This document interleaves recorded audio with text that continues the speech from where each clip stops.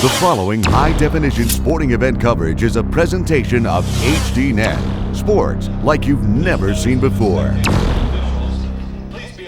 The Little 500, it's really big in Indiana. A relay race like no other, with thousands in support wearing their colors. They ride a cinder track for 50 miles. Regular IU students give everything they have to propel their teammates toward triumph. The feelings of happiness and heartbreak will stay with them for years to come. What they seek today will stay with them for a lifetime.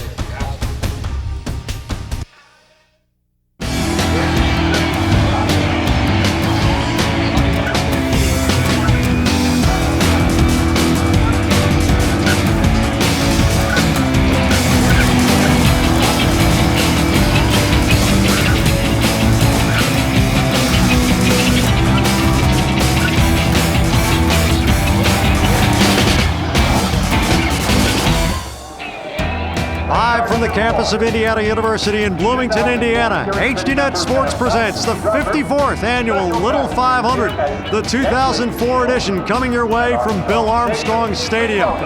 Nothing can dampen the enthusiasm of this crowd that could build to the vicinity of 20,000, but certainly the crowd is gonna get wet today because just moments ago it started to rain. Alongside Jason Sonnenborn and Dylan Casey, and with Eddie Van Geist down below at field level, I'm Jack Edwards, glad you could be with us.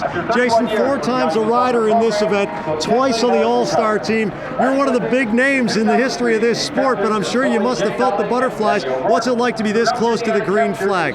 Oh, it's months, maybe years of preparation. These guys have worked their butts off. They have coaches, they have fans, they have family, mechanics. Everyone's here to support them. They know that this is a day it's all on the line. They're all racing for that checkered flag. They're racing for years of glory after today. Dylan, you've done just about everything there is to do in cycling. A former teammate of Lance Armstrong on the U.S. Postal Service team, an Olympian, one of only 3 men ever to win titles in the same year on the track and on the road. Yet this is a unique race, and with this coming down, it could get really dicey. You're right, Jack. This is a really unique event, and all the coaches and the riders know as they feel these raindrops start to fall on the moments before the race starts, that now all of a sudden they're starting to think about, well, maybe we're only racing till lap 100, because they know that if the weather gets bad enough, they can see the white flag after 100 laps. So there's 2 races going on today. Yeah, scheduled for 200 laps. It could go official at the end of lap 101. So as Dylan said, they could be racing just 1 lap at a time. And in a race that has enough intensity, that could add something additional to that as well. They will race until this cinder track becomes unrideable. This race gained a lot of fame a quarter century ago. Eddie Van Geist was actually in the cast that helped bring it to that level. He's a member of the Hall of Fame, an exclusive group. Let's go downstairs for his insight. Eddie. Right you are, Jack. This 54th running of the Little 500 is a very historic one. It is the 25th anniversary of the Academy Award-winning movie Breaking Away, which put Indiana University and Little 500 weekend on the map. Everybody's familiar with the world's greatest college weekend. It's also the 20th anniversary of the Cutters getting involved in the race. They are the winningest independent team. They've won this race 6 times, and the Cutters made their first appearance 20 years ago. They started from the 10th position. Today, 20 years later, they're starting again from position number 10. The Cutters are the strong team, but when you talk to people here, the fastest team has the pole position, Major Taylor. Speed at position number 1, strength from position number 10. Well, right now, everybody feels as if they've got a shot to win this thing, and if they do, their names are going to be remembered forever. You get a ring for winning the championship at the Little 500. You show that ring around this campus on this weekend, people will step back and look at you with awe. Every rider taking part in this event knows that. Let's get their perspective. Little 500 is one of IU's biggest traditions. It's been going on for over 50 years now. The Little 500 is really an interesting event because it's an intramural event, but it's unlike any other intramural event around. Indiana University has a really strong intramural program, whether that be basketball or football or whatever, but that really pales in comparison to the Little 500. Honestly, I didn't know much about it coming into school as a freshman, but first time I was here at the race, my freshman year, it just kind of encaptured me, the whole atmosphere, and just seeing like how much work and dedication these riders put into it. It was started by a guy named Howie Wilcox. He noticed the high population of students riding bikes around campus, and he decided it'd be a good idea to start a bike race for it. I'm starting to get a bigger grasp rather than it's just, you know, a fun weekend or out there to ride a bike. Like, it's an amazing event. It raises a ton of money for scholarships. They give out like $34,000 scholarships every year, so it's huge, and it's awesome to be really a part of the history, because it really is a defining moment in IU's history. The culture of Little 500 IU is like so big. I mean, like I said, it's more than a bike race. I mean, we do this all year round. And the people out here aren't really our competitors, they're more of our friends.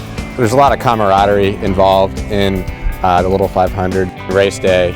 You can see just all the fans in the stands, 18, 20,000 people, just all the different colors and everything. It's really special. There aren't hundreds of millions of dollars in television rights fees for this event. If you're a Category 1 or Category 2 rider, an elite rider, you are ineligible to ride. It's truly a student event, yet the names of people who have excelled in this event will live for a long, long time on this campus, Jason. That's very true, and millions of dollars are raised for working students through scholarships through this race. Great men are responsible for this race. Howdy Wilcox, we can thank him for starting the event. Herman Wells kept it going. Bill Armstrong, somebody to thank. Today it's guys like Kurt Semick, Jonathan Purvis, Rob Ramey. Thanks a lot to the foundation, all run by volunteers, packing this stadium, a $1 million event. Yes, and once again, students will be the beneficiaries of scholarships from the money raised. Just moments from dropping the green flag, can we see perhaps some riders having adrenaline get the best of them? We'll be back to discuss that when we return to Bloomington, Indiana in just a moment. HDNet Sports returning to Bloomington, Indiana for the men's Little 500. A year ago, this is how it went. Jason Sonnenborn, take us back. Oh, it was an excellent finish. One of the most exciting finishes we've seen in years. You see John Grant taking the checkered flag over Simeon Commission on Team Major Taylor. Simeon Commission, he's back this year riding for a strong Team Major Taylor team. Look for them to give Cutters a little threat today.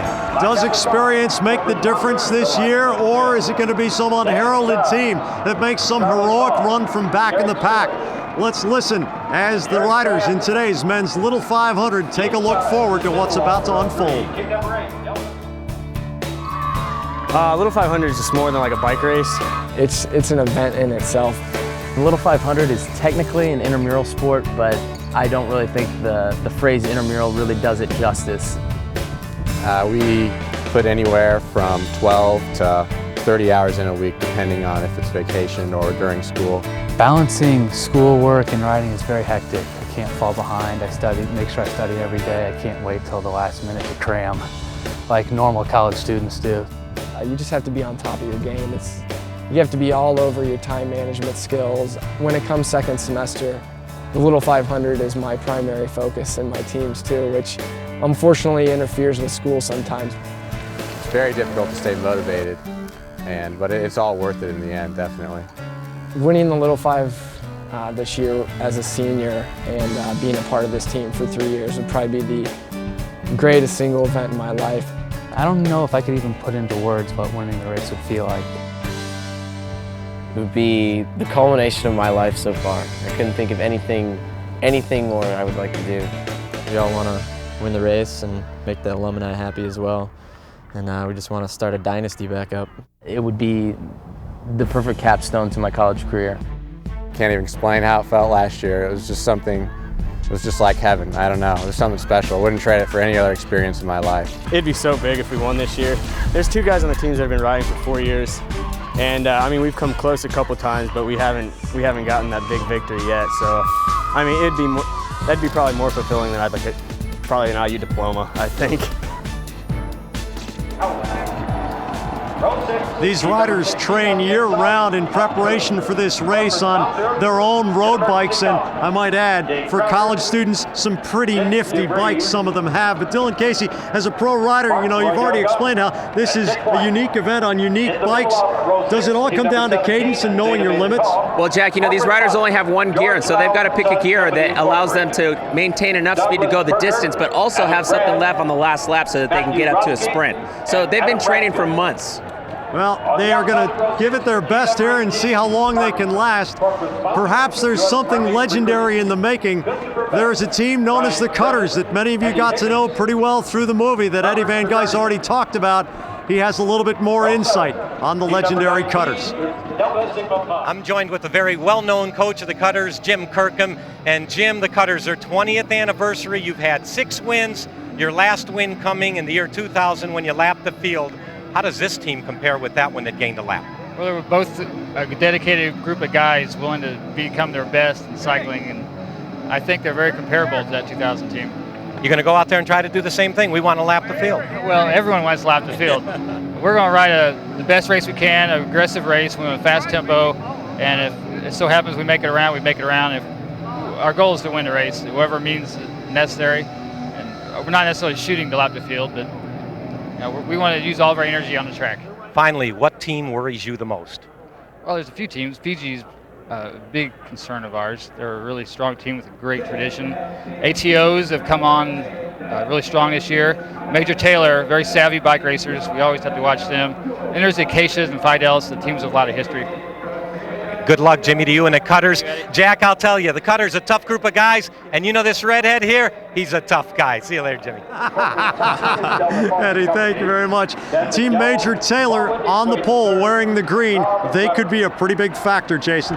Well, they could, Jack, and in fact, they have the fastest one-lap guy out there. They have Simeon Commission, who is the strongest sprinter in the pack. If it comes down for a sprint, Team Major Taylor is going to be a threat. Cutters, however, they're more of time trialists. They want to string this race out and make it fast from the start because they're 4 deep. Actually, they're 5 deep. They had 5 guys in the top 20 in ITTs. My dark horsers, Fiji, they're competitive as well, and ATO. Well, if this race is anything close to as good as yesterday's was, we're in for a real treat because yesterday it came down after 25 miles to about the length of one rim of a tire. Dylan, take us back. You know, it really was an amazing last lap, and I was really impressed with the Kappa rider because she was really well positioned. But we saw the crash that really took a lot of riders out of the race right from the beginning, and that's something that everybody's got to think about. But coming to the final lap, we see the Kappa rider in green, who's got the inside pole line, and then the Teeter rider who's coming around on the outside, which is a longer way to go. And we see them coming around the last corner, and they're both sprinting. And the Kappa rider did a great job of holding off the Teeter rider in black to take the victory by such a small margin. You see it once again, it was literally a photo finish. There were celebrations going on in 2 different pits before it was final. And the green-clad Kappa Kappa Gamma riders came home with the victory yesterday. You know, it's not beyond the realm of imagination that we could see that kind of a finish in the men's race today. I think absolutely, Jack. That's the great thing about it. You know, they're going to ride 50 miles. There's 4 teams, 4 guys on each team. Lots can happen. There's going to be wrecks, but you'll be amazed. There'll be a couple guys going for the checkered flag at the end. I think it's going to be a great race. Dylan, as the raindrops fall that I'm sure you can see here as you're watching in high definition, you know, in pro riding, almost nothing will stop a race. Here they say they will go as long as they possibly can, but how does it affect the strategy? Well, you know, like I was saying earlier, we know that if the weather gets bad enough, the officials could call the race, or essentially if we reach the 100 lap point, they could show the white flag. So the riders and the coaches right now are maybe reformulating their strategy and saying, all right, guys, let's have 2 races here. Let's think about lap 100, then let's think about the finish line at 200. Is there something that's the equivalent of a horse racing mutter, somebody who's great in bad weather? Absolutely. Some riders love it when it starts raining. I'll never forget a time I was in a race and it started raining on the start line, and one of my teammates said, don't worry about it. 50% of the guys just quit. And I guarantee you that there's some guys down there on the field right now shaking their head, and mentally they've quit. So that's going to be a real advantage for the guys that love it when it rains. Yeah, well, we're going to see some people who are loving it in the muck and in the cinders and in the rain. It could add to some rather shaky surfaces. We've seen some very wiggly moments.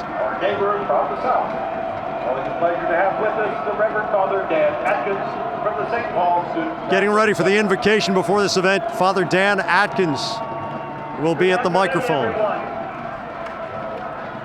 Good afternoon, Fijis.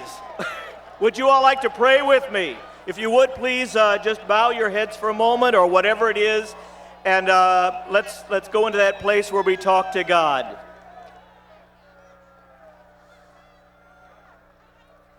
Loving God, standing together on the threshold of this year's Little 500, we thank you for the bonds of friendship and teamwork that bring us together.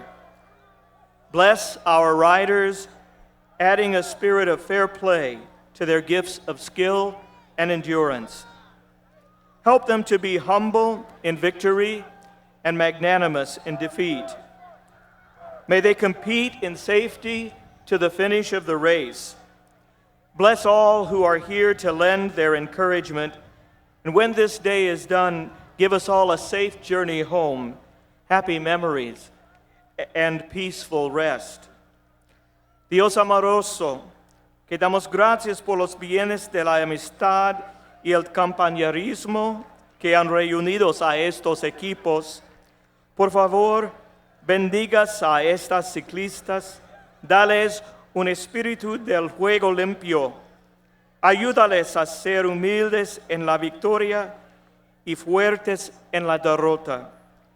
Que compitan con su protección hasta el fin de la carrera. Unidos en nuestro amor a ti, oramos por estas cosas. United in our love for you, we pray these things. Amen.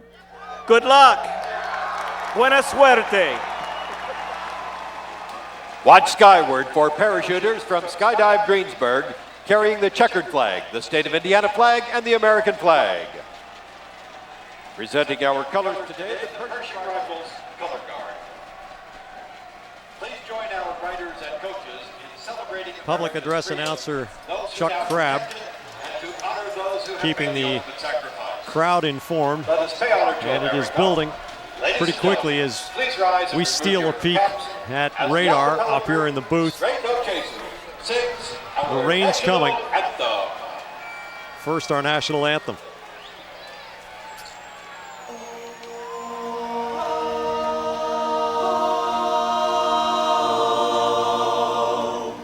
Say, can you see by the dawn's early light what so proudly we hailed at the twilight's last gleaming, whose broad stripes and bright stars through the perilous fight o'er the ramparts we watched were so gallantly streaming, and the rockets' red glare, the bombs bursting in air, gave proof through the night that our flag was still there.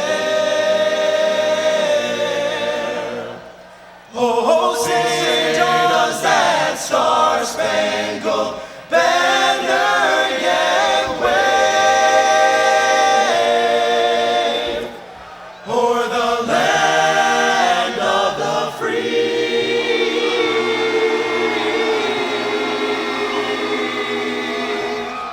and the home of the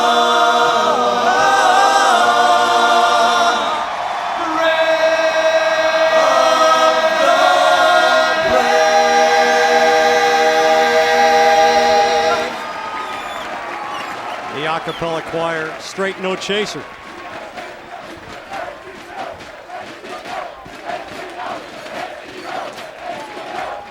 As the starting riders are with us now at the start-finish line, and we get ready for racing, here again, the a cappella group, Straight No Chaser, with Back Home Again in Indiana.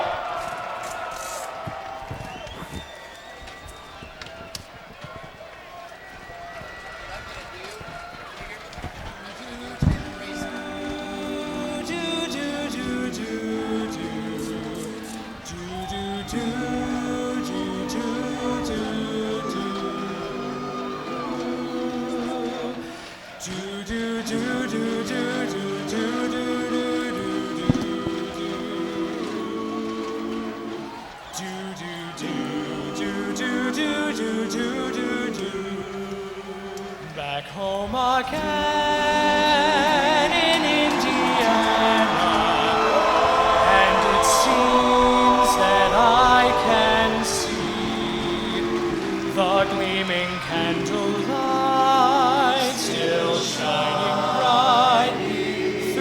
the sycamores for me.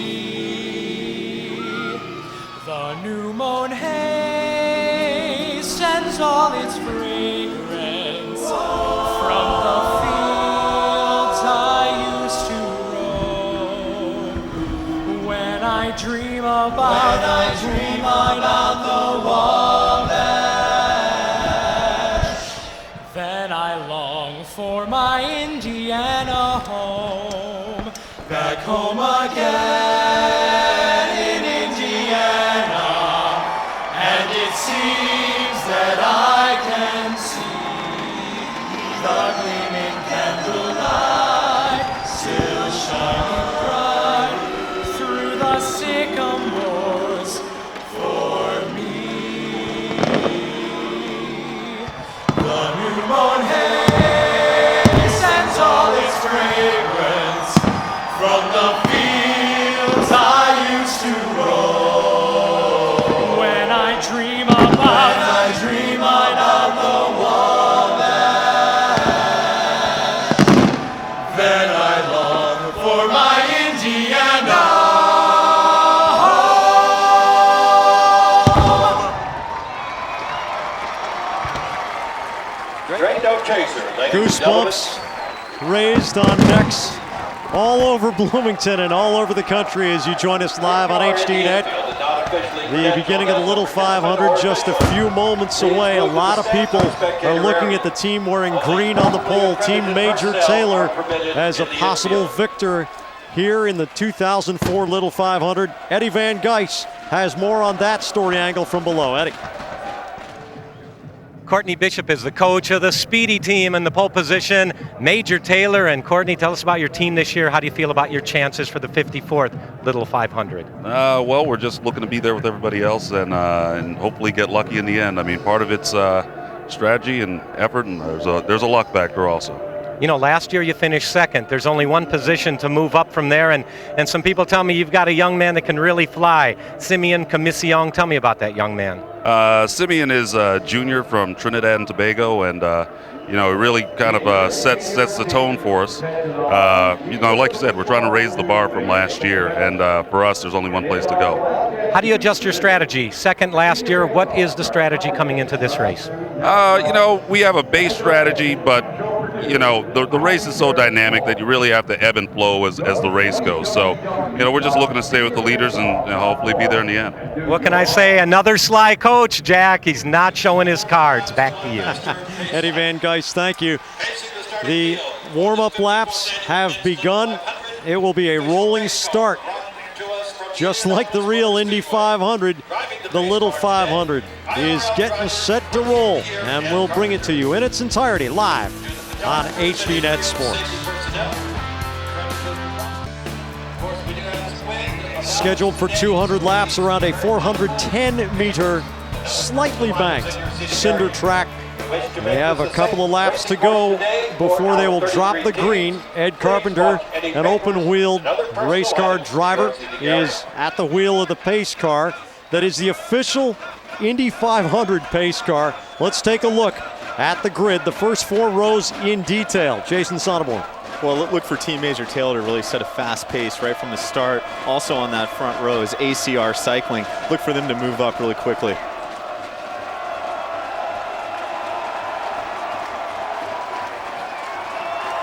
ACR is led by David Jordan. He's a phenomenal rider.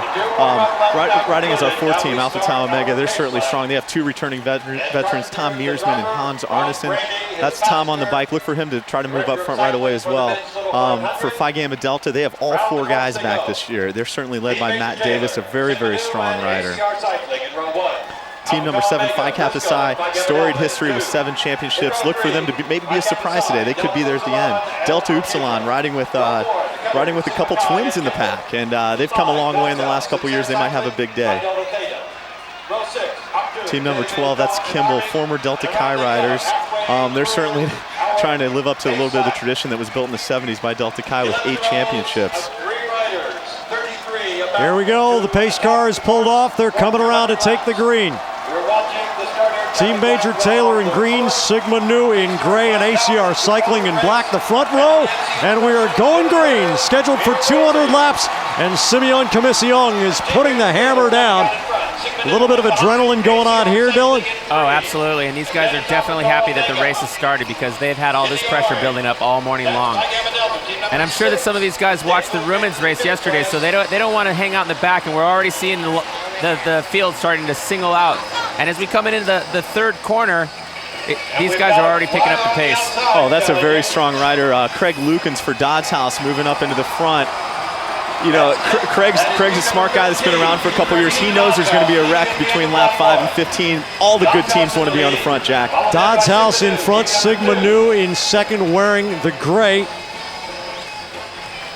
And then it is Sigma Chi in third in the gray and white. Oh, and look at that white jersey, the Cutters. They've moved their way up as well. Here comes the Figans, the team in orange. That's Matt Davis. He wants to get to the front, too.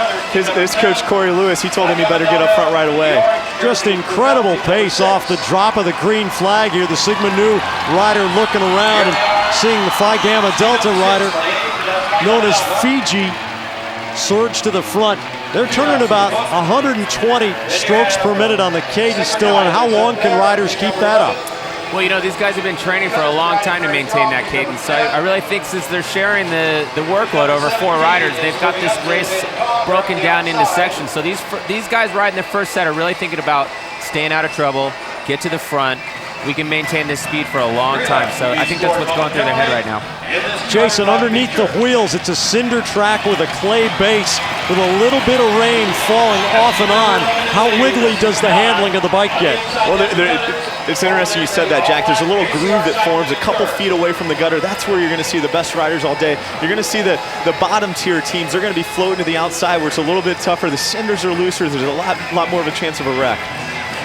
Cutters wearing white, ACR Cycling in black, and Sigma Chi in the gray and white. 1, 2, 3 with Fiji dropping into fourth, and Acacia wearing purple in fifth. Everybody's still on the same lap right now, and the pace finally has dropped back to something a little bit more human. And that was Jason Fowler on the front for Cutters. He won the race last year with Gafambi. Look for really good things out of him today. He's going to try not to do as much work as he possibly can in the first set. He's going to rest a little bit and then try to get a good gap for an exchange. He's sitting in perfect position right now. Jason Fowler for Cutters in white. He's sitting 4 deep. That's right where you want to be. As Dylan knows, you're doing 30% less work back there drafting. That's right. You know, you want to be near the front, but you don't want to be so far to the front that you got to do extra work. So you want to be in the first 3 to 4 riders. I think that's the best spot right now. Fiji in orange, Alpha Tau Omega now in blue in the lead position, and ACR Cycling right on the wheel of the ATO rider with Cutters in third. On the exchanges, there are some rather dicey moments, and we've seen one already. Yeah, this is a rider exchange, Jack. And this actually isn't going to affect the team because you see the guy picking up the bike, he got on it quickly. The guy falling down is going to be picking cinders out of his legs tomorrow. He's going to have a little badge of honor tonight, huh? Phi Delta Theta rider with the white with the blue stripes on the outside making a move around the outside, but Cutters staying on the lead with Dodds House in the blue and yellow second. And we've already had a mishap. Dylan, just like the Pro Peloton, if you rub a wheel, you're going to go down. Overlapping wheels causes that to happen. I think that's what would happen there. Yeah, I think you're right. You know, and we were really expecting that. We're 5 laps into the race, and we had our first crash. We're still going green, so these guys are still racing at full force. That's Sigma Nu on the front. They've been a bit of a surprise this year, but they may do well this year. A Kimball rider goes into the penalty box, spends 2 seconds there. What is the whole protocol behind penalties, Jason? Well, penalties are tough, Jack. They obviously are a little disadvantage for a team. A team has to go into the penalty box and serve the penalty. Some of them are 2 seconds, some of them are 5 seconds. You might see a penalty today for infractions like creeping. When they're under yellow, a rider's supposed to maintain their distance to the leaders, or a penalty like impeding. And that's when a slower team doesn't move to the outside and let the quicker teams come through on the inside. That's Craig Lucan still on the bike for Dodds. He's doing yeoman's work up front as you see Jason Fowler in white pull through. those are the teams we expected to see up front. Look for a strong performance today from Cutters. Cutters on the lead with Dodds House in the blue and yellow second, and in the pink, or is it fuchsia, jersey with those magenta pants. You got to be pretty brave to wear those. That's Sincere Cycling now moving up into the second position.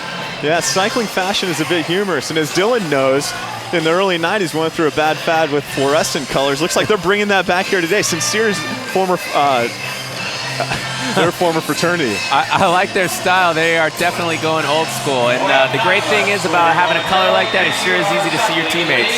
Big surge from the ACR cycling rider David Jordan. Looks as if he may be going for an exchange coming up here. And this is the interesting thing about exchanges, Jack. You're going to see the Acacia rider in purple try to hop onto his wheel. He wants to get a little bit of draft, even though he's struggling to do so. He wants to get all the help he can get going in for an exchange himself. You see teams cue off each other. That's David Jordan in black. ACR Cycling stands for Alachua County Residents. That's where they go to train in the winter down in Gainesville, Florida. You see the bike-to-bike. Eric Durheimer getting up on the exchange. Acacia also changed, and we're seeing the field get stretched out already. We're just 10 laps into this race scheduled for 200. Team Major Taylor is on the lead. It's still Commission, and now Sigma Nu puts in a surge. Looks as if they're coming up for a change as well. You'll see the riders with tremendous acceleration in that last half lap or so as they try to buy a little bit of time on the exchange. The Sigma Nu rider wearing the gray coming in for the switch here. Briscoe makes a pretty clean change. It's a rider change for Sigma Nu, and they keep the momentum going. He's up and riding. He didn't lose more than about 40 yards on the pack. And that was a double exchange, Jack. You saw two teams going in for an exchange at the same time. Two teams had to communicate. One's farther out on the track than the other. That's what we call the Jamaica colors. Team 23 there, ZBT, getting a little FaceTime on the front. Fiji, Phi Gamma Delta, going for its first exchange in orange. Let's see if they get through it cleanly. Steven Spencer is up on the bike, and the pack goes right on by, so Fiji's got a little bit of work to do to get back in there. Yeah, Fiji's got to chase a little bit. Dodds and Cutters and Acacia and Team Major Taylor on the front. They know that. They'd be wise to pick up the pace a little bit and make Fiji rider do a little bit of work to work his way through the riffraff of their pack. You can see that team in orange, Fiji. He's moving up well. He's been trained well by his coaching staff. He knows he needs to get up front, so he's fighting and clawing and doing everything he can to get there. ACR Cycling on the lead. ATO and Dodds House also right there. A little bit earlier, the Kimball coach took a shot here. Got to watch out. Look at the outside of your screen here on the left. Hello. Oh, and that's Steve Haferly with cinders on his back. It's a full contact sport. Steve can't take too many pops like that. Alpha Tau Omega in front, but obviously going for a change here with some huge acceleration.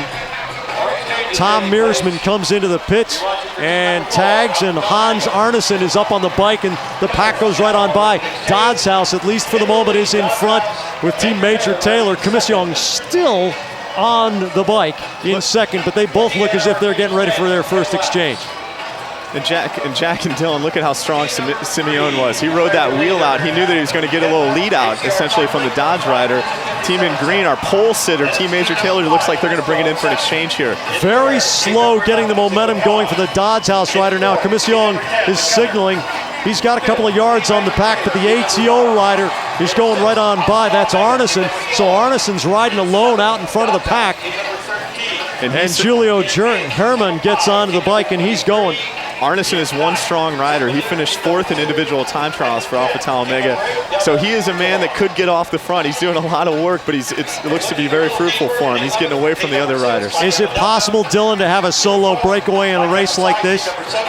You know, I mean, anything is possible. You know, if a rider is doing a huge exchange and all of a sudden there's a huge crash in the field, well, hey, nothing's going to keep him from keeping going around the whole field. So it could happen. But, you know, if you see this exchange here by Team Major Taylor, they did an awesome job because Simeon put his next guy right in the front of the field as they came by. And, I mean, that's really how you want to do it.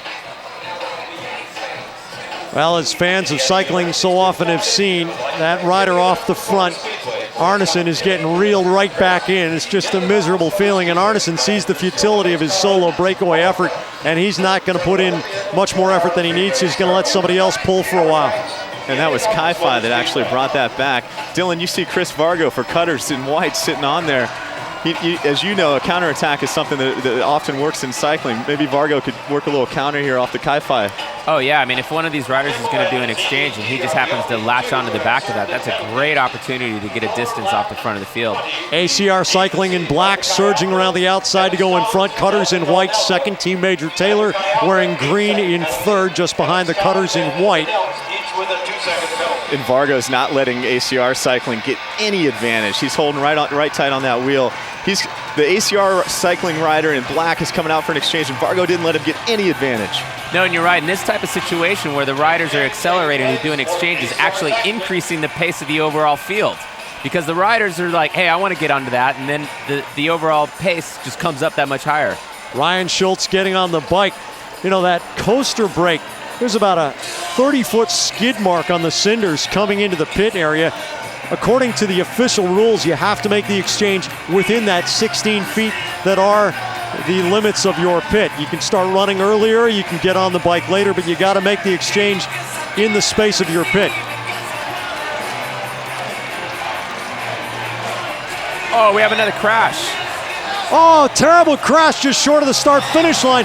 3 riders, 4 piled up in a couple of bikes, tangled. And now they try to stretch it out. Apparently nobody badly hurt.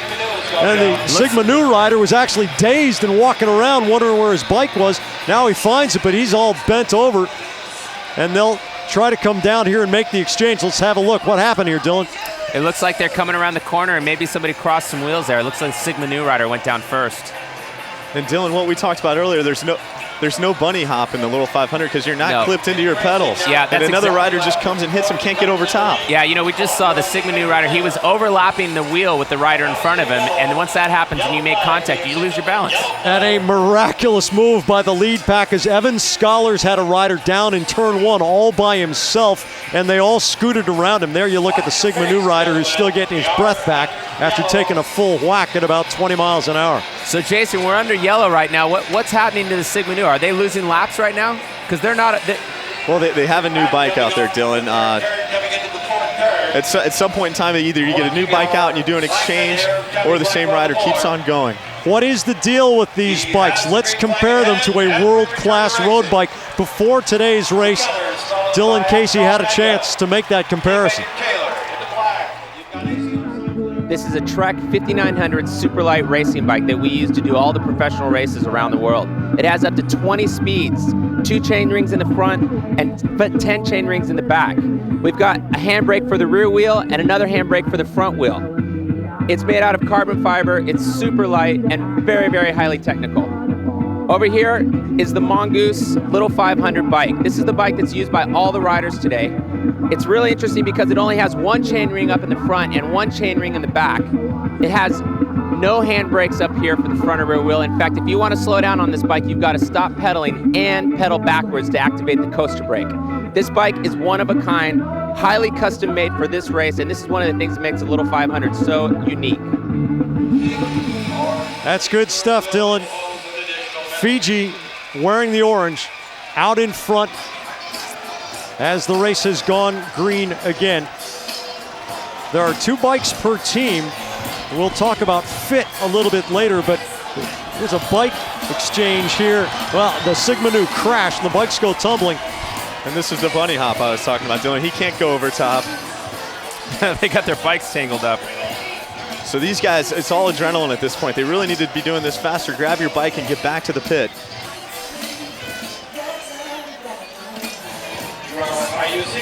And now the second bike comes in, and this is a legal exchange in the situation of a crash like this. And that's going to be essentially a touch. The new Sigma Nu rider comes in and goes ahead and proceeds at the same spot the other rider wrecks. As you see him still in the race, I think they're a lap down now, but they're going to be competitive. They're not racing for the checkered flag, but they're going to be racing for places 5 through 10, possibly a couple laps down. All right, right now, Sigma Kai, wearing the gray with the white sides, has the lead.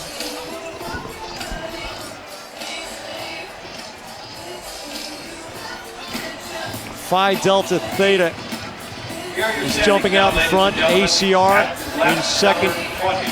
ATO is in third. Alpha Tau Omega with Cutters wearing the white. 12 minutes and 1 second. Also there, Team Major Taylor, team number 1. Now ACR in the black with the lead across the start-finish line. Alpha Tau Omega in blue second. Cutters in white in third. And then Team Major Taylor in fourth, wearing the green. And Jack, Team Major Taylor seems to be riding a smart race so far. You see him sitting in, letting their riders rest. Right now, ATO is doing a lot of work, but then again, they do have two of the strongest guys on the track on their team.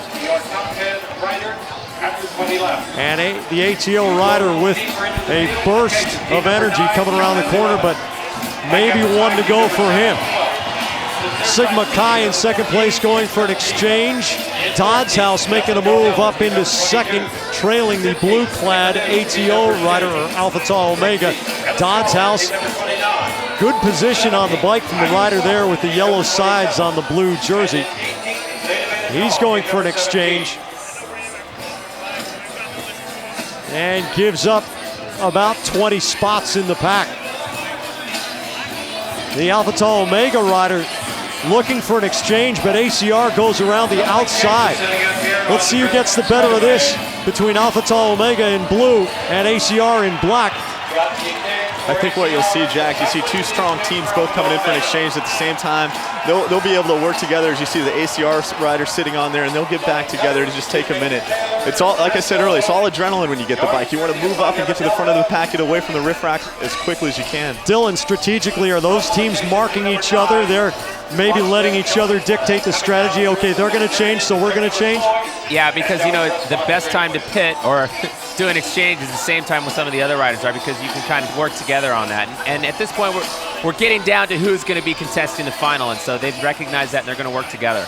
Acacia in purple on the lead in front of Cutters wearing the white, and Team Major Taylor in green. And now move up the outside by Briscoe. Whoa, a little wiggly on the back wheel coming out of turn two, excuse me. The Briscoe rider with the adrenaline pumping as he's getting ready for an exchange, and he nearly exchanged himself with the Cinders. Great gap by this Briscoe rider. What the coach is going to tell you is to keep pedaling in that turn when you're slipping out. Never stop pedaling. He's got a great gap for his teammate. His teammate's going to be very happy to pick up the bike in good position. Timothy Smith handing off to Matt Kubal, and so Kubal is out there, and that was a very clean exchange. And Kubal actually stays on the lead about 20 yards in front of the lead pack.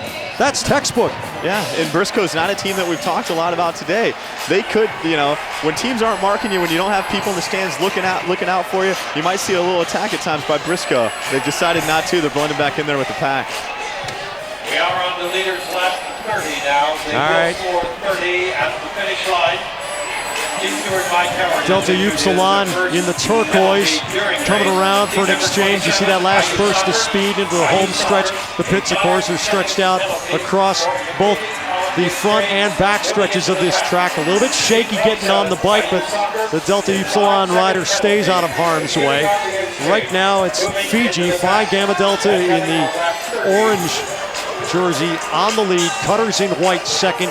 Team Major Taylor, the pole sitters.